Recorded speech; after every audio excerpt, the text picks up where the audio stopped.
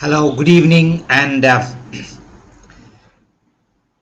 good evening. Yet another session of Ask Me Anything. Okay, so we have these sessions every Tuesday at 9 p.m. Indian Standard Time. Okay, so I speak about a topic and it's open for questions after that.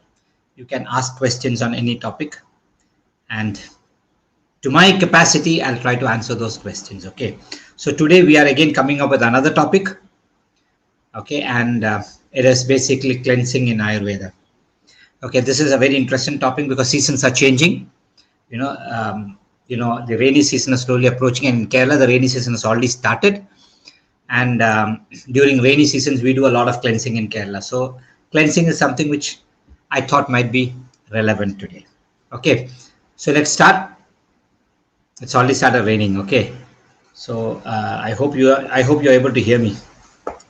Okay, so can you hear me? I hope so. Okay, so let's start. Now, the purpose of Ayurveda first. Okay, why Ayurveda? So, Ayurveda is basically two words. One is Ayu and one is Veda. Ayu is basically lifespan, and Veda is basically the knowledge. Okay, Ayu, some people say the science of life. It's not, don't restrict it to life or death. It is lifespan. Okay, throughout your life, a lot of things can happen in your life. Good health can happen, bad health can happen, sorrow can happen, misery can happen, happiness can happen. So it's all inclusive. So in whatever situation you are there in your lifespan, okay, everything put together is basically Ayurveda, the knowledge of all those things put together, where you have a very blissful life is basically about Ayurveda. So Ayurveda basically is meant for two things. One is Swasthasya Swasthya Rakshanam. That means Swastha means a person who's healthy. Swasthya Rakshanam, to basically take care of his health. So maintaining health of a healthy person is one major purpose, is the most important purpose of Ayurveda. And what's the second one? Second one is Adurasya Vigara Prashamanam. Atura means a diseased person. Okay. So Adurasya Vigara Prashamanam. So Prashamanam is subsiding. So how you take care and subside the disease of a diseased person. So Ayurveda is applied in two ways. Okay, one is to maintain the health of a healthy person, and the second one is to cure the disease of a diseased person. Okay, now what? In both these conditions, irrespective of whether you have got an issue or not, or if you have got an issue, in both these things, cleansing or panchakarma is indicated. Okay, so don't be of the opinion that cleansing has to be done only if you are diseased. Okay, cleansing has to be done for you to maintain your health also. Okay, now chikitsa or treatment. Okay, when you look at treatment, chikitsa is basically the Sanskrit word. Treatment is of a few things. First thing is shamana. What do you mean by shamana? Okay, Shamana and Shodhana are the basically two ways in which we do treatment. Shamana is what? Shamana is pacification. Okay, suppose, and Shodhana is cleansing. Okay, that's why we are coming to majorly. So but before that, let me touch what Shamana is. Pacification. What do you mean by pacification? So pacification is basically majorly applied in two conditions. Okay. One is when the disease is not very strong. That means the dosha, you have got alpa dosha. When the doshas which have gone out of balance are very little, so you don't have to basically go for cleansing. You can do pacified because a little bit of derailment has happened. You can pull it back and it comes back to balance. Shamana. Okay. And the second thing is that means the doshas are alpa. Second thing is that the patient doesn't have strength. Alpa bala. So alpa bala for the disease and alpa bala for the diseased, for the person. So if the person who's got the disease also doesn't have too much of strength, then also we have to do shamana. Shodhana, exactly opposite of this. When you have got bahu dosha or we have got a lot of doshas, then we have to cleanse those doshas out. Then you have to do shodhana. And also when the person has got strength. If the doshas are too much and the person doesn't have strength, you can't do shodhana. Okay, and but the person has got really good strength, but the doshas are little, then also you need not do shodhana. Okay, so shodhana is when the person has got strength and the doshas are extremely high. And one other place where shamana is basically, okay, I can come to that also. Shamana is also applied after shodhana. So once the shodhana has been done, okay, say for example, you have got 100 grams of doshas which have to be removed. After shodhana, you'll notice that about 70 to 80 grams of doshas have been removed. You cannot completely remove it. The remaining 20%, what do you do? So see, you know what? After shodhana, the person becomes tired and the doshas also become less. So both criteria have been met. There you have to do shamana. So shamana is also done immediately after shodhana. Now, what are the shodhanas? Okay, the cleansing or the panchakarma. There are 5 methods in which we can do shodhana. That's why I call panchakarma. Pancha means 5. Karma is the activities. 5 activities you do to cleanse a person. It is not that everybody has to go through all the 5 things to get cleaned, No. Depending upon the doshas which has vitiated, people can undergo 1 or 2 or 3 maximum, of the panchakarmas when they undergo the panchakarma treatment. So, the 5 are virechana, that is inducing loose motions. Vamana is basically making the person vomit. Okay, nasya is basically nasal administration of medicines and then cleaning it. Vasti is I've written medicated, and it's got nothing to do with anemia, but basically the route through which we give the medicine is from the bottom. So it goes and cleanses the large intestine to a certain extent. So it is not enema. It is not basically for you to help pass motions. Okay, no. It is basically to remove the doshas.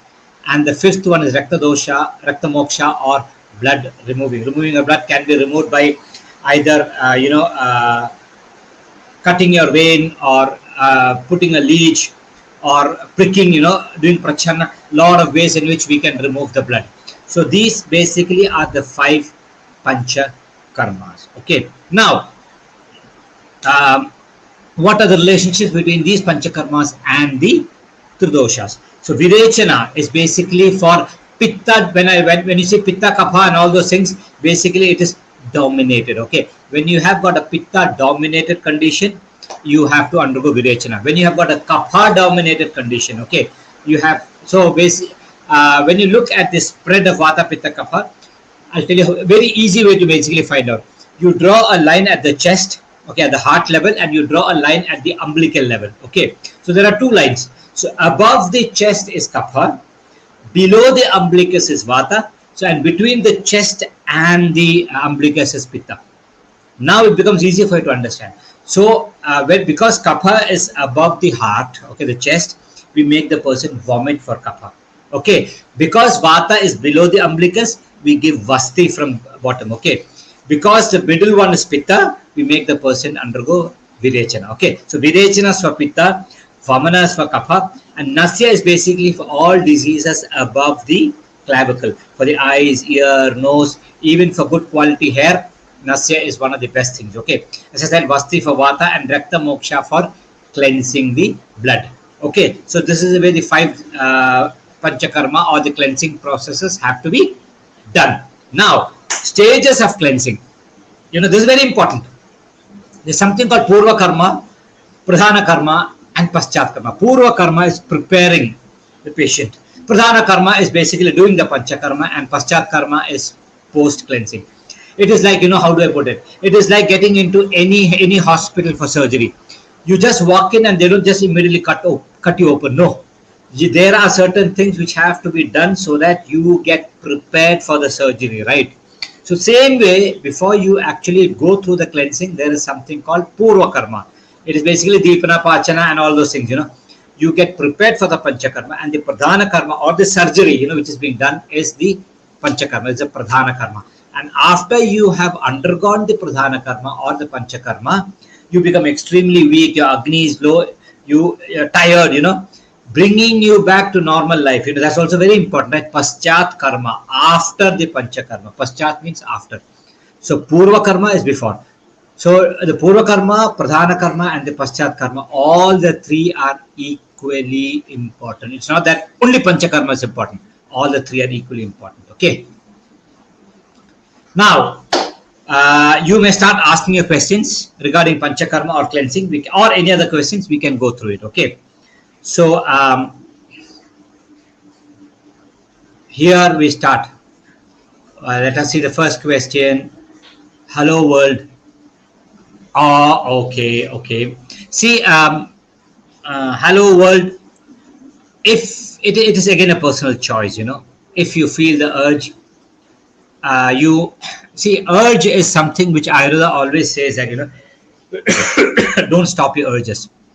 Now, it is your choice whether you want to go for a paid service or an unpaid service or however it is. Okay.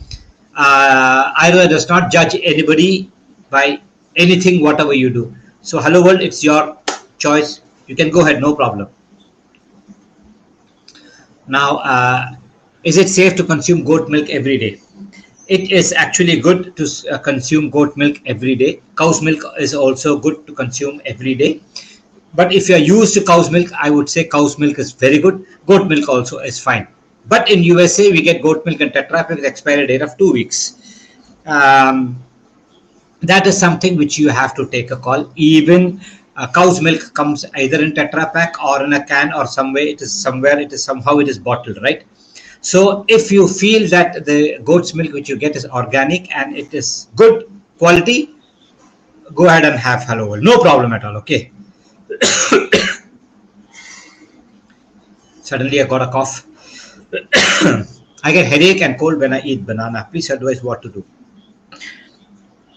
If eating banana always causes headache and cold, my first thing would is, give it a break and don't take banana for quite some time, and try to find out why that is going up. Because banana, when you eat, there is always a chance of your kapha going up because it's sweet and gooey.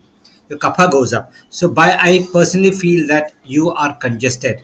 If banana is increasing your headache, then kapha is going up. Then the kapha has to be managed. Okay.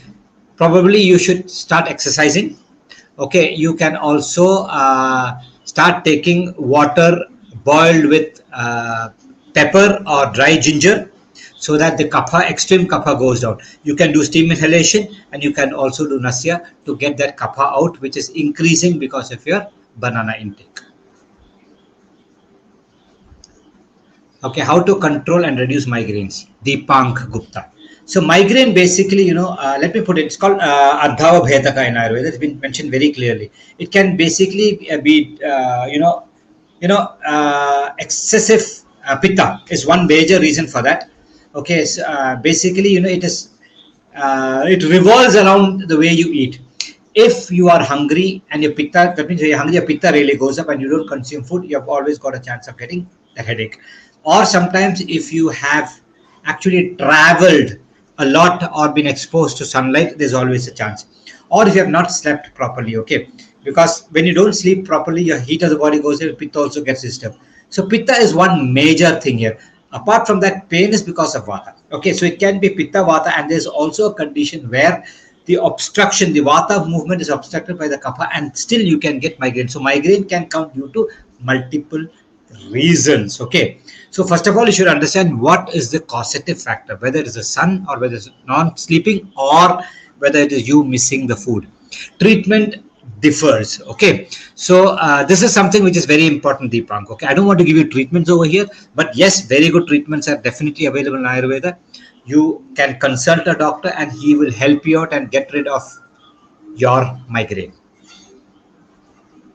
Okay. Namaste, namaste.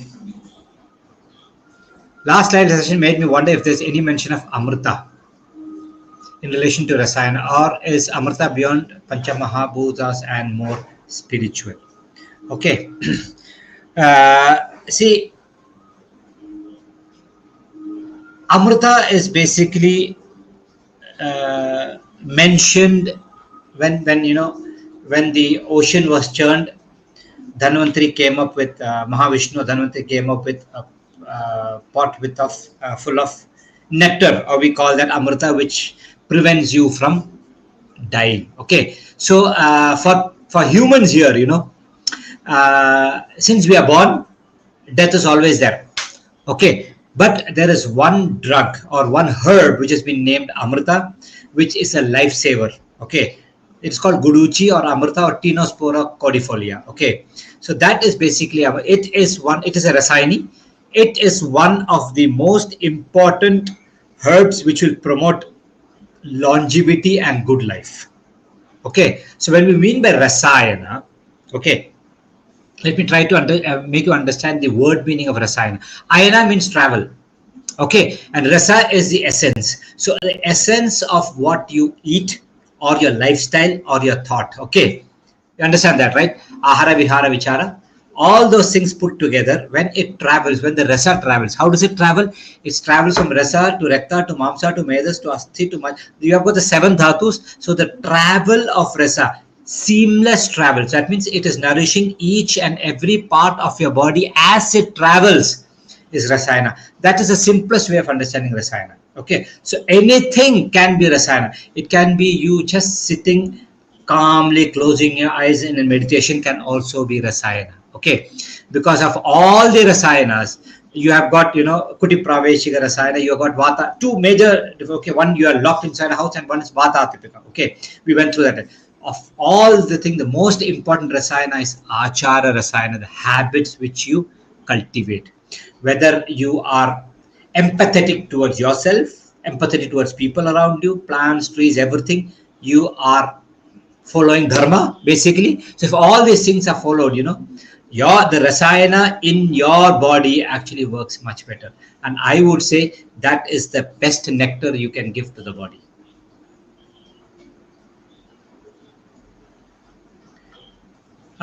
Stevia leaves, stevia leaves, they are artificial. I don't say they're artificial, even though they're natural. They mimic sweet, right? So I don't think they're really bad. But one thing which I've noticed with stevia is, even though it is natural, the calorie which it can produce is not very high.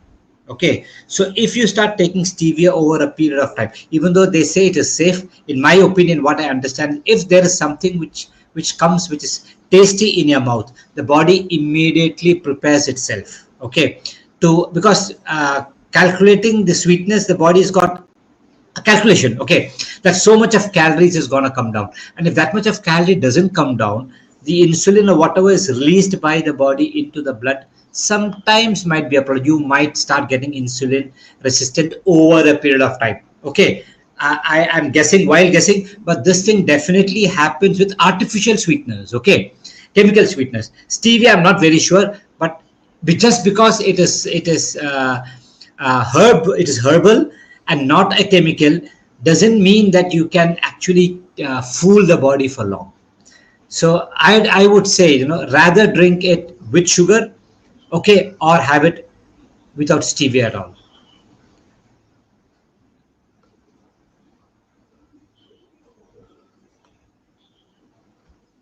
In USA, I don't get enough time for cooking. Please tell me what should I eat for breakfast, lunch, and dinner. Please, doctor, has some food which I can cook quickly in the every day. I think this is a very, very, very vague question. It all depends upon where you are from, what you are used to. Okay, what is your major? I don't say if you've got any issues or not, but these factors actually matter a lot.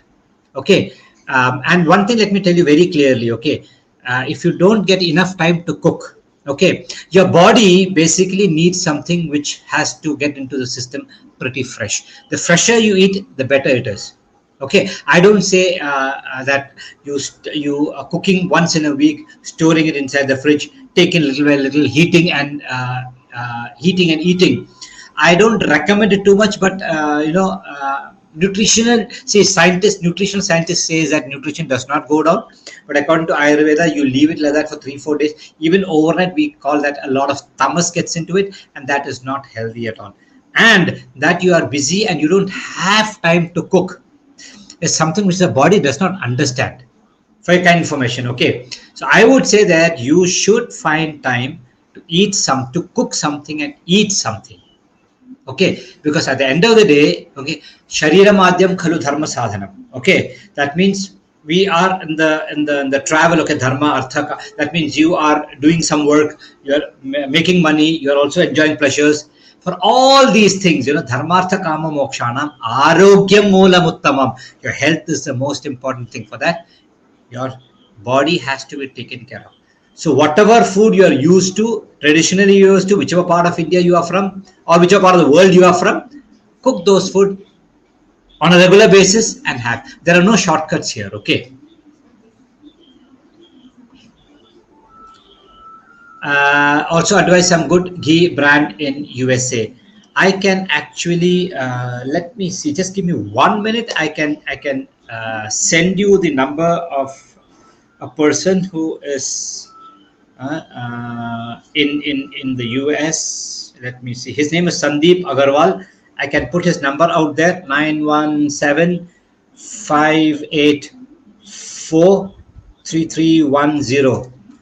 Okay, Sandeep Agarwal, and he is called the Ghee Man.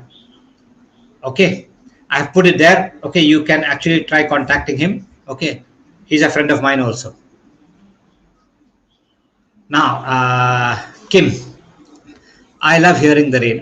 Me too. Okay, can you tell me what Dhanvantaram Kashayam is used? See, Dhanvantaram Kashayam has got varied uses. Okay, so basically it is used to control vata to a certain extent.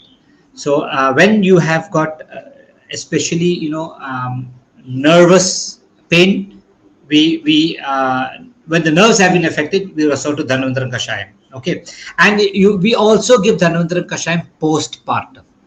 Okay, so after delivery, once the digestion is slightly better, to cleanse the uterus, because the moment it was so big and suddenly it shrunk, it has to still keep on shrinking. We call that there is a lot of vayu trapped inside it. For that to actually cleanse, Dhanvantaram Kashayam is also used. So Dhanvantaram Kashayam basically has got a lot of wide application, but by and large it is for vata anuloma, so that the vata starts moving properly. What is the recommendation time and method to consume ghee? Is it okay to consume daily, particularly for a person with vata prakriti? Kamalnath, when you look at Ashtanga Hridaya, when it says about food, okay, it says that your food should not be dry. Snigdha bhojanam, okay, prayashaha madhura. That means the food which you eat should be predominantly sweet and not dry. When you mean predominantly sweet, that doesn't mean that you're adding sugar or you are adding jaggery into it. No, rice is sweet, wheat is sweet, any cereal you take, okay, even millets, millets are basically slightly sweet on sweet. So the base of what you eat should be sweet, okay, and it should be snigdha. That means it should not be dry. So mixing ghee in food is actually very, very good. So see that you make that a habit. And for a vata person, yes, you can also have a ghee at bedtime. Might be a spoon of ghee, maybe 5 grams or 10 grams of ghee. You can actually mix it with hot milk and drink it at bedtime. It'll really work wonders for you. Okay. Why eating with standing is not a good idea? Kim, let me put this very clearly. They have told, Acharya has told very clearly how to sit when you're eating. In the sense, when you sit, you are sitting on a raised platform. We call that a pitham. You're sitting on a raised platform, and the food is on the floor. That means you are sitting above the food that is being served. So every time you have to bend and eat, and there is pressure which is being pushed on the tummy. So there is a limit to which you eat. Okay, so that has been mentioned. But as far as my knowledge goes, I think I'm right. Okay, I have not come across where Acharya is told don't stand and eat, but he is told you have to sit and eat. So that from that we have to understand that you have to always sit and eat.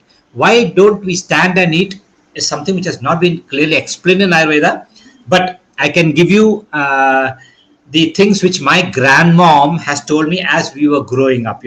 Because when we were kids, we used to run around and we used to be in all different kinds of poses when we were eating. So my grandmom used to say, okay, you should always sit and eat. If you walk and eat, in the next birth you'll become a cow, because a cow always walks and eats, right? If you lie down and eat, next birth you'll become a snake. Okay, because snake is like that, right? If you stand and eat, you next birth you'll become a tree. So always sit and eat. So she used to scare us by telling this. So that's all I know about standing and eating. But Ayurveda generally doesn't say, it says you have to sit and eat, but doesn't say don't stand and eat. And if you stand and eat, this is going to happen. It's not there. How can castor oil be used as a laxative to help with constipation with hard stools? Apparently, in earlier times, children were given castor oil weekly. Is it suitable for adults as well? Yes, especially people who have got hard stools. That means vata is there and it's extremely dry. Okay, I think you can hear me because it's a rain that it's very heavy outside. Okay, so especially when your stools are hard. Okay, that means your vata is high. Vata high is where it's dry. Opposite of dry is not wet as far as Ayurveda. Opposite of dry is lubrication. So when your stool is dry, castor oil is definitely the best thing. But what happens after a point of time is, castor oil is also an irritant. You might sometimes not pass motions, you get used to it. So generally we say, start with castor oil. After a point of time, you reduce the amount of castor oil and start adding ghee. So it's a mixture of castor oil and ghee. Okay. And slowly reduce the amount of castor oil and slowly increase the amount of ghee. So as you keep on doing this, the system slowly starts becoming lubricated and you will be relieved of constipation. This can be done for adults and for kids also. Castor oil is indicated both for adults and kids. Okay, just be safe with the dose, that's all. Phoenix is Panchakarma of someone who's healthy? Okay, that's actually a very good question. Okay, I just mentioned that Panchakarma or cleansing is basically to keep a healthy person healthy also. Okay, Phoenix, if you look, if you have got a car, okay, irrespective of whether that car has got a problem or not, the car goes in for service, right? That's the same reason why this body also, okay, has to go in for service or cleansing or the Panchakarma therapies, That is basically to periodically remove the accumulated doshas. So at least once a year. Okay, a premium car, BMW or a Merc, goes only once a year for service. This body, okay, premium car has to go in once a year. Okay, cleanse it out so that you can go out and start eating whatever you want to eat. It's a joke, don't do that. Okay, come back every year and do the cleansing. That is the best thing for a body. Is sleeping on the belly not a good idea? Second, one thing, actually speaking, they say you have to sleep on your left side. Sleeping on the left side is definitely the best position. Okay, that's it, period. Now, if you are somebody who sleeps on the left side and you cannot sleep, okay, you find it very difficult to sleep, especially kids I've seen, okay, even adults, some adults also. But you are very comfortable that you sleep on your tummy and you sleep really well at night. I would say sleep on your tummy and sleep well. Don't force yourself to sleep on the left side and your sleep system. It's very important that you sleep at night. The ideal position might be on the left side, but if sleeping on the tummy makes you sleep better, go ahead, because you cannot compromise on sleep.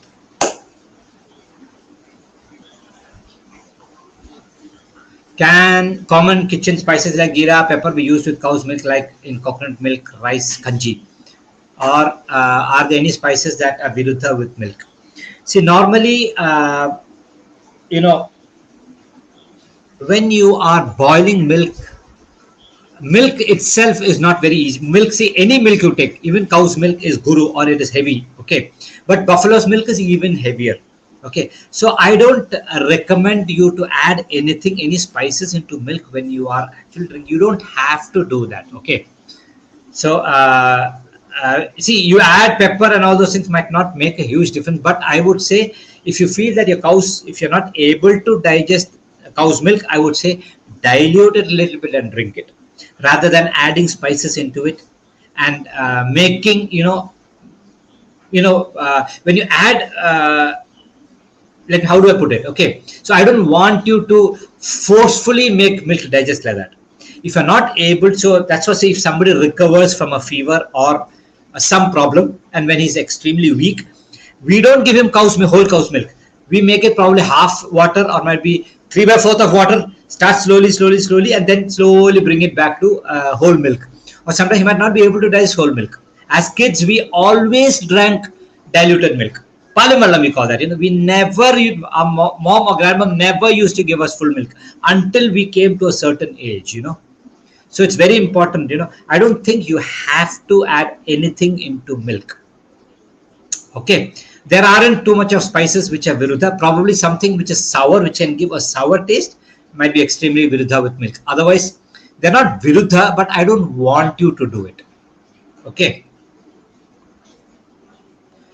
What should one go by with treating or managing allergic rhinitis? Okay, allergic rhinitis can be due to so many reasons. It can be internal and it can be external. There might be a lot of factors, okay, which are triggering these things. That is very important for you to understand what is triggering.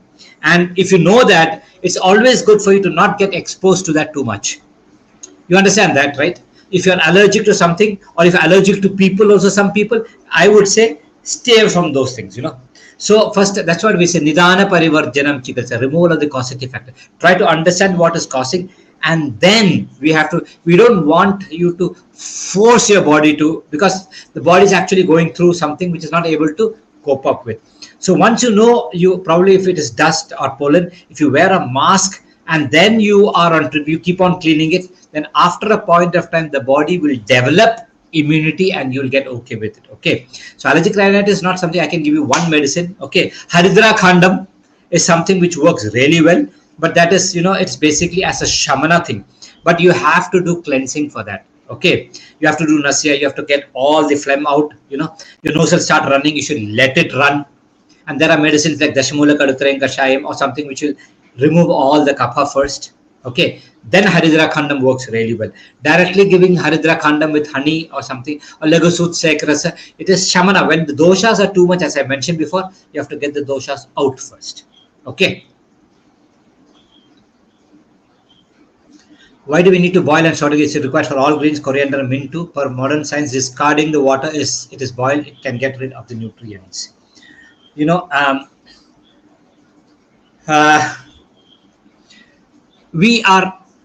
First thing, if you boil coriander in water and you drain the water out, yes, some nutrients might be lost. I don't say all the nutrients will be lost. So coriander and mint, they don't actually come under leafy vegetables. Let me put that first. Okay, they are spices which are used to be, to garnish whatever thing you make. So it is not a must that you have to boil those and drain the water and then use it. So that is a different thing altogether. But otherwise, leafy vegetables, if you look at if you boil the leafy vegetables and if you take the water out, yes, definitely you might lose a little bit of nutrients. But I don't think you lose 100% of the nutrients. Like when you cook rice, we say, you have to cook rice, you have to strain the water out and then have the rice. Are you not losing a lot of nutrition when you strain the water out? Yes, you're losing, but that much is enough, because that rice is something which you are consuming on a regular basis or regularly. So same thing what I'm telling you is, even though you lose a little bit of nutrition via the water which is drained out, it is okay. Okay, you are still consuming the leaves, and whatever nutrition the body needs, it is cumulative. You have that for a few days, you will definitely get it back. But when you strain the water out, whatever is not so good for the body might be removed from it, right? That could be the reason Acharya said you have to remove the water, right? So I would say, trust Acharya, remove the water and have the leaves. Might be you might have 50% reduction in the nutrition, but in my opinion, that's fine. Don't worry.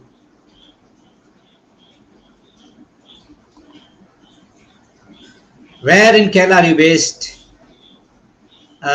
So you want to come from the US and stay in Kerala? See, I am based out of a small town called Tripunithura, which is about 8 kilometers from Ernakulam district.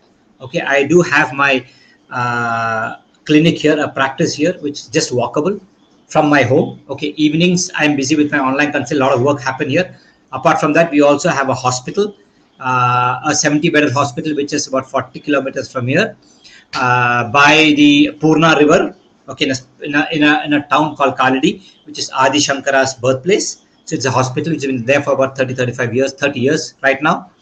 So most people who want to come for in-house treatment, my people or most people, they come there. I go there every week, okay, to see how they're doing. So coming around here and learning Ayurveda might, I don't know how whether that's possible or not.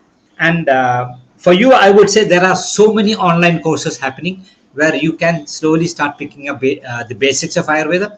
And after that, probably we can see. I do conduct classes on Ayurveda every Tuesday. I just finished a class 6:30 to 8:30.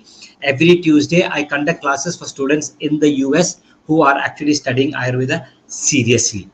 Okay, so it's possible. But if you are a beginner, I would say it's always good for you to pick up some book and start reading Ayurveda, and then we can think about it. Okay. Yeah, Aditya. How food incompatibility logic works? Is it based on Dravyaguna compatibility? Yes. So basically, um, if you're interested, okay, Aditya, you can go and check online also. Charaka has mentioned 13. Okay. Viruddha Aharas. It is not only, it is not only mixing. Okay. It is also Krama Viruddha also has been told. That means after this, don't take this. Okay. And it's also been told quantity wise. Two things in the same quantity, Viruddha. If they are in different quantities, it's okay. So Viruddha can be in different forms. In the sense, Viruddha is only one thing. After it enters into the system, if the body finds it difficult to digest, then it is called Viruddha. Okay, and it's not like, say samskara Viruddha. Again, certain things can be heated, certain things cannot be heated. So something if it is heated becomes Viruddha, something which is heated does not become Viruddha. So Viruddha is not only combinations. Okay, so for example, if you say honey becomes poison if you heat, that doesn't mean that you lick honey and you'll die. What happens is, if you are somebody who is consuming heated honey over a period of time, there is always a chance of lot of toxins getting accumulated inside the system. That's all it means. When you say visha doesn't mean poison. Poison is, is a very, very, very strong word. Visha in Sanskrit is not a very serious word. Visha means that which can give you vishama, that which can give you discomfort. That's all Visha means. Okay, so that which can kill is probably Ghora Visha, which can kill you. Okay, so it is all depending upon the, not only, as I said, not only the guna of the two things, but also order in which you are. So probably, you're taking food and immediately taking a shower is Viruddha. You got it right. You applying oil on the head after taking a shower is Viruddha. So there are a lot of things, not only about food, even activities, a lot of things are there. So it's how it can affect the basic functioning of the body is what has been taken into consideration, Aditya.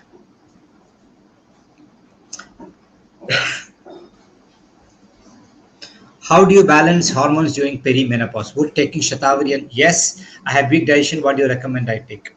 Say hormone imbalance during perimenopause is pretty normal, and it is physiological. Okay, let me get there. Sometimes what happens is this generation is so much into probably work. Okay, external stress is also there. It could be work pressure, or it could be family pressure, or a lot of other things. This actually exaggerates, okay, or can actually push the perimenopause issues to a higher level. Okay, so that stress also has to be managed. That's something which I would want to tell you very clearly. If that stress is very high, then you are really worked up. This is also going to be high. Okay, so meditation is one thing. It's very, very important for everybody who's going through menopause. Physical exercise is a must. Okay, the best thing to get stress relieved, the hormones to actually start functioning really well, is systematic exercise. And this is something which many people are missing. And see, let me be very frank here. If you are somewhere on 45, 46 and you are sedentary, okay, and then the doctor asks you get perimenopause issues, and doctor asks you to actually get into some exercise routine, I don't say you are late. Okay, it's not very easy. But if you're somebody who is aware about health and a lot of things, and who start doing exercises, pretty young, might be age of 25, 30, and continuously doing exercises, for a person, the perimenopause issue is always less. There's a documented study. Okay, so I would say you have to be physically active. Yes, medicines are there, treatments are there. Shatavari is good. Ashoka works really well. Ashoka Rishtam works wonders. There are a lot of things which medicines that can be given. Ghee based medicines, Ashoka Ghritam is one thing I would recommend you can have at bedtime, followed by a glass of milk. Okay, this is really good for you.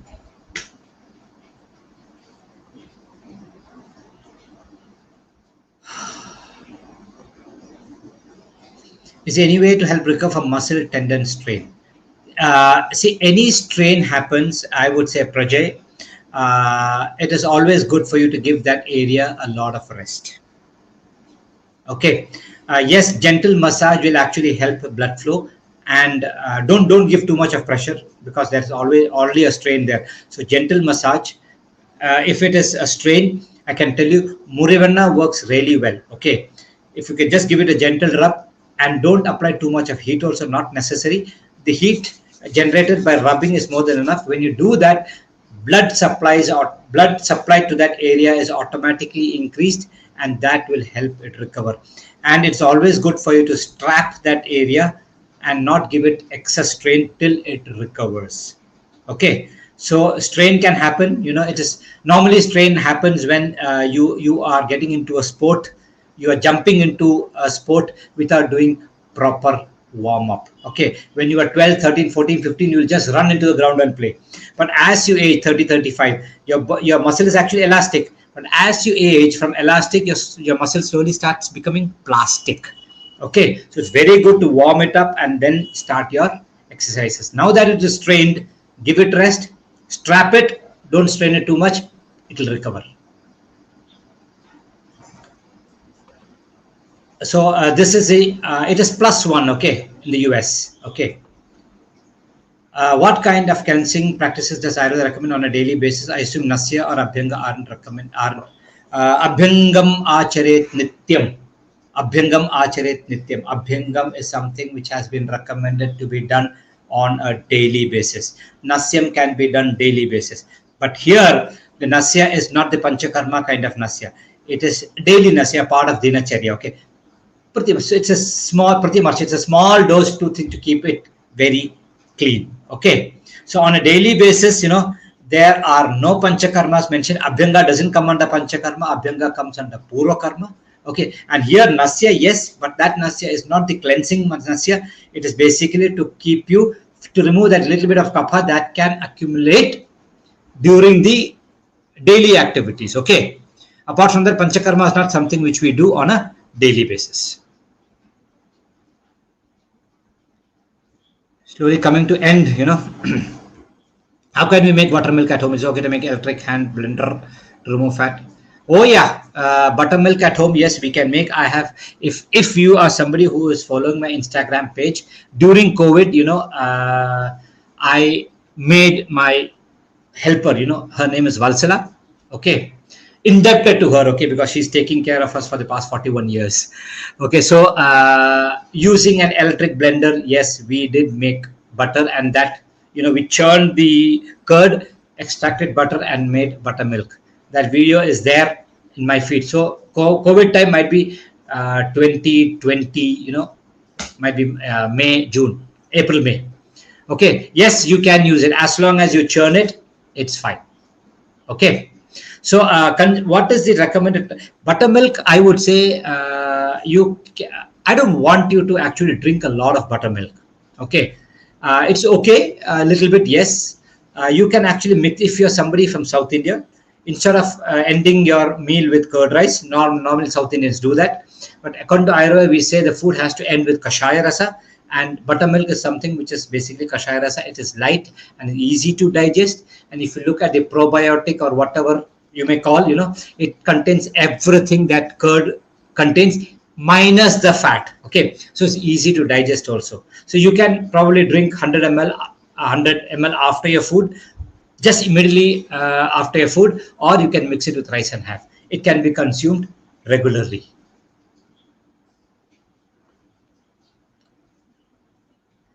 I've heard a saying, eat while standing and death looks over your shoulder. In Japan, they have fast food restaurants only with small little tables. I don't understand. Ah, okay. So this, see, that's just like I said, you eat and stand, you'll become a tree in the next birth.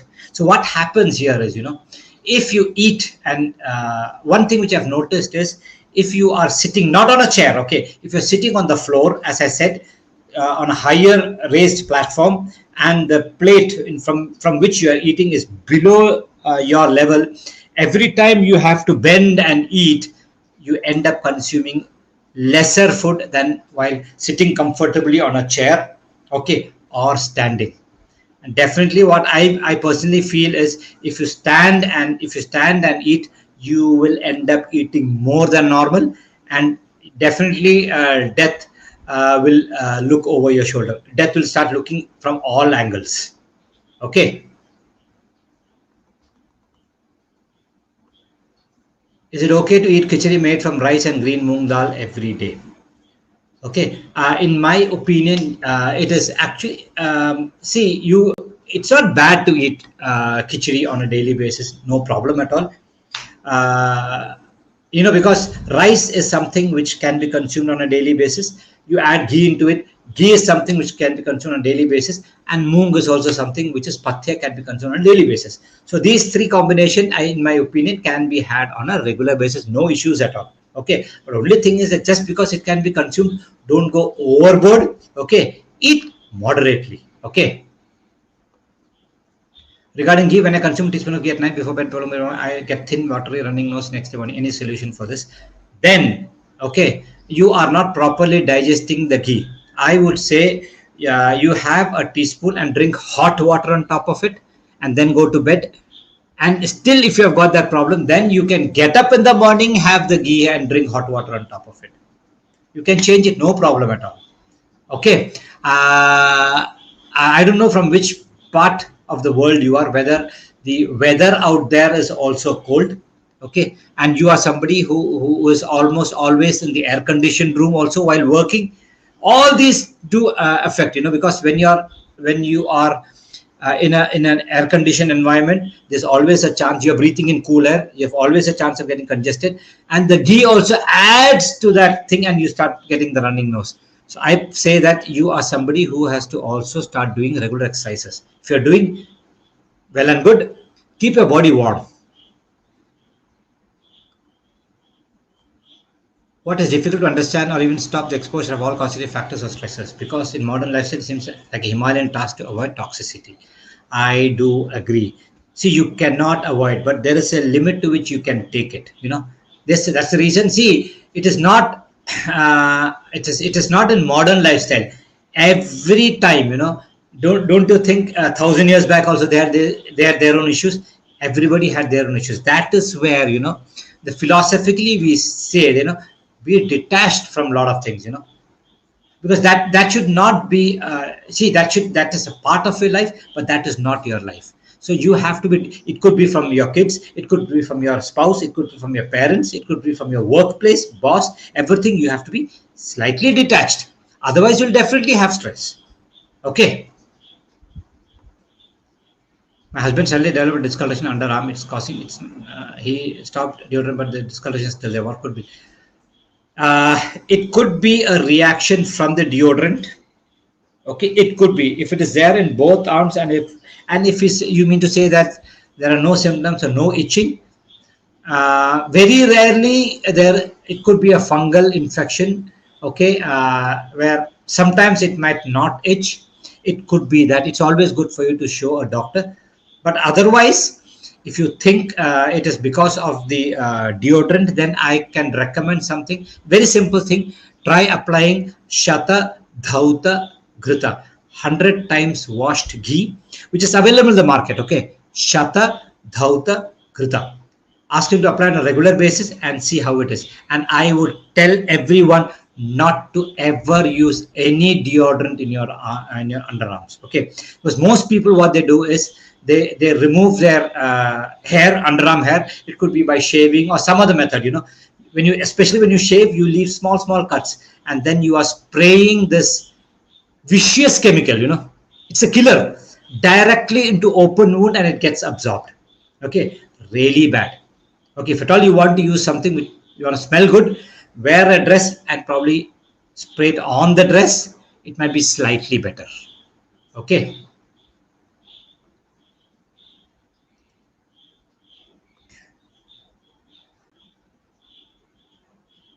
Yeah, most welcome, most welcome. Yeah, kukuranda. Eggs are recommended in Ayurveda. There's nothing which is not. See, you should understand that anything and everything which will see. Don't consider Ayurveda to be a textbook or a few textbooks. Okay, let me put it very clearly here. It is even though people have written textbooks, we take references from all those things. But Ayurveda is basically, Ayusho Veda Ayurveda, the science which actually makes you live a better life is Ayurveda. If eggs have not been mentioned in Ayurveda, but eating egg will actually improve the quality of your life, it comes under Ayurveda. Absolutely anything and everything which will improve the quality of your life can come under the larger umbrella of Ayurveda. Modern medicine also, if it improves your life, it can come under Ayurveda. Okay, don't restrict yourself to herbal medicine that this is Ayurveda. No, the philosophy is anything that can make your life beautiful and healthy can come under Ayurveda. Okay.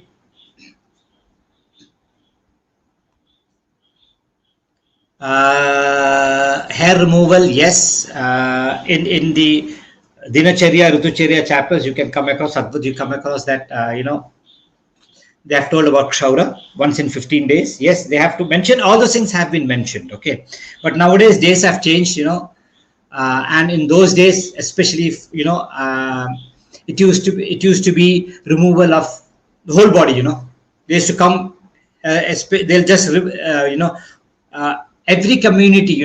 They used to have a shikha, a hair. Typical way, it may be in different places, but so apart from that, the whole hair removal used to happen once in 14. So all those things have been mentioned. But if you're looking at hair removing solutions, like hair removal creams or certain things, Ayurveda doesn't mention too many things about that. But for a kind of information, if you can lay a hand on a textbook, okay, called Kama Sutra. Okay, Kama Sutra is famous for a lot of other things. But if you look at Kama Sutra, beautification, it's an amazing book. One part of it is so good, how to enhance your beauty.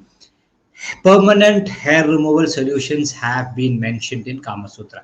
If you're interested, out of interest, you can go and check. Okay. Best kashayam for daily liver detox, commercially available. Sitaram, are you somebody who drinks regularly alcohol? Okay. Daily liver detox doesn't happen. Don't even think about. If I'm trying to think the way you are thinking, it doesn't happen. Okay, it all depends upon what you eat. There is no commercially available kashayam which will detox your liver on a daily basis. It all depends upon what you put inside, this way, or what your activities you do. Okay, if you're moderate about what you eat, what you drink, okay, and on time, and don't stress out yourself too much, your liver will definitely, it knows how to detox itself. Don't worry at all. Okay, so you have to be moderate about things. Yes, there are certain things which will help you, but otherwise, rest assured, if you live a disciplined life, trust your body, liver will automatically detox itself. Don't overstrain it.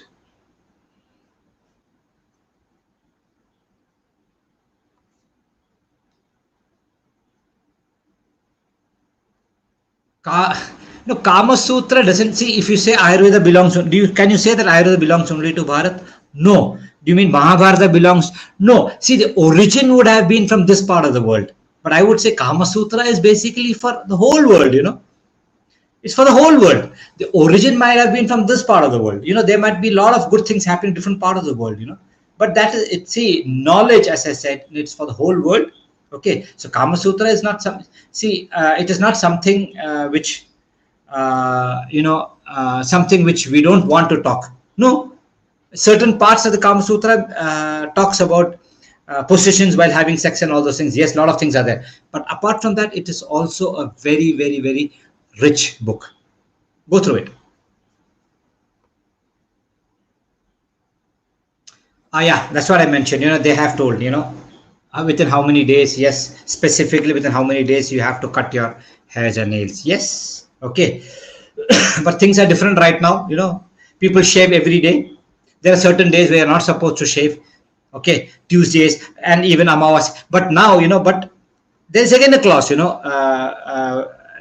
Nitya, somebody who does shaving every day, Nitya Kshaura, you don't have any rules. You're somebody who shaves every day, then you can shave every day. But you do it occasionally, then you have to look at the occasion. Okay. My mother 73 with Shevra Tela twice a week, as much as a week. After, okay, your mother's, I would say, if she's 73, see whether she has got other issues like diabetes, BP, or all those things. If not, it's very good. If yes, no, okay. For a normal person, it's always, don't give too much of pressure while doing Abhyanga. Normal massage would do. And after the massage, okay, I would recommend that she don't give her a bath in extremely hot water. Okay, because Abhyanga itself is slightly tiring for the person who's doing and for the person who's undergoing that. Okay, and after that means its strength goes down a little bit. And if the person takes bath in hot water, the person will feel really good. Okay, but after the effect of the hot water goes, the person feel even more tired. Okay, so give your mom a shower in warm water. Okay, that's it. On a regular basis, no problem at all. Still episodes of stress are following me through, though trying to, especially when it comes to health. Still episodes, okay. Still episodes of stress are following me through, or trying. Okay. So that is something which is in your hands, Hem. You have to understand what are the stress points, and try to work around it. Okay. Do you eat eggs? Okay. Now let me ask you a straight question. In what way is this answer going to help you? If I say I eat eggs, or if I say I don't eat eggs, you understood, right? It's again a personal choice. I'm a pure vegetarian. Let me put it that way. Okay. So I would not say eggs are bad. But you find eggs, different kinds of eggs in the market. You find chicken eggs and you find duck eggs. Duck egg is actually cooler when compared, if that's what you're looking at. Duck egg is cooler when compared to chicken egg. Okay, it is bigger and can give you more nourishment. Okay. If you eat, I will also eat. I don't want you to do something because I am doing it. Okay. I don't want you to not to do something because I am not doing it. Okay. Free will, free world. Eat what you feel suits you. Okay.